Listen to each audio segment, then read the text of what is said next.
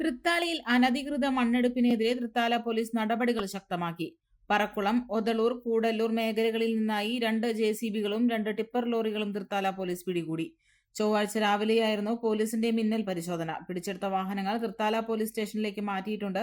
ഇവ തുടർ നടപടികൾക്കായി ജിയോളജി വകുപ്പിന് കൈമാറുമെന്ന് പോലീസ് അറിയിച്ചു.